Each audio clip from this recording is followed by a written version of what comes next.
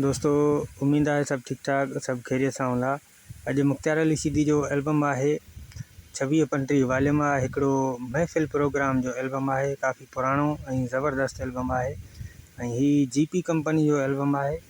GP मतिलबु सखर में जेको आहे मुमताज़ लक्की सखर वारो धरती प्रोडक्शन हलाईंदड़ उन काफ़ी कंपनियूं रिलीज़ कयूं, जिन्हनि जे करे हिनखे तमामु घणी पज़ीराई मिली ऐं हिनखे सुठी मोट मिली ऐं पंहिंजी कंपनी खे छॾे करे ॿियूं हिन कंपनियूं माना तयारु करायूं, जंहिंमें हिनखे काफ़ी माण्हुनि मोट बि ॾिनी ऐं सुठो कमायो बि हिन।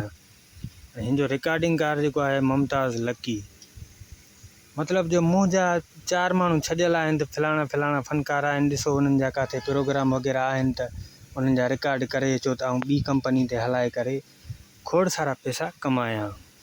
कमु ईअं घणो हलंदो ऐं हिन में मशहूरु फ़नकार जेके हूंदा उन्हनि जा एल्बम काफ़ी कया वेंदा हूंदा। तो हाणे हीउ जेको एल्बम आहे तमामु सुठो आहे ऐं हिन में गीत बि सुठा आहिनि। तव्हां दोस्तनि खे ज़रूरी ॻाल्हि ॿुधायूं त हीअ रिलीज़ इन्फॉर्मेशन वीडियो हूंदा आहिनि ऐं हिन वीडियो में असां कोई गीत शामिलु न कंदा आहियूं। ऐं हिन वीडियो में तव्हांखे इहो ॿुधाईंदासीं त मुख़्तियार सीधी हिन एल्बम में कहिड़ा गीत ॻाया ऐं कहिड़नि शाइरनि जा गीत ॻाया ऐं हीअ एल्बम कहिड़े साल में आयो। ऐं कुझु दोस्तनि जा कमेंट्स बि आहिनि, उहे कमेंट्स शामिलु कयूं। उन खां बाद हिन जे गीतनि जे बारे में तव्हांखे ॿुधाईंदासीं। तव्हां दोस्तनि खे पहिरियों कमेंट्स शहबान सोलंकी बाल लिखियो आहे नाइस वीडियो।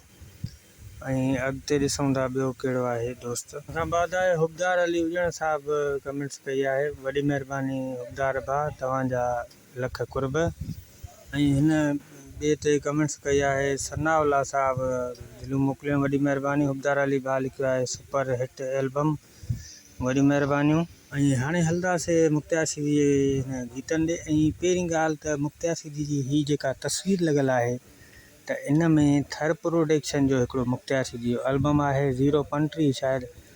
उन एल्बम मां मुख़्तियार सीधी मुंडी कटे करे हिते विहारियो वियो आहे ऐं मुख़्तियार सीधी जो मुकमल फ़ोटू जो पंहिंजो न आहे। ऐं ईअं काफ़ी पोज़ ठाहींदा हूंदा फ़नकारनि जा काफ़ी, पर जीअं माना हिकिड़ो नओं अंदाज़ थिए।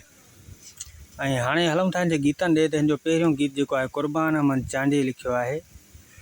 गीत जा ॿोल आहिनि खिल खिल ओ प्यारा खिल। उन खां पोइ आहे लतीफ़ चांडे जो कलाम आहे सिराइकी हिकिड़ा ॻोढ़िया सुका न आहिनि वरी ॿिया मथां आहिनि। उन खां पोइ आहे मुमताज़ चांडे जो गीत आहे भारत कयो यार खे।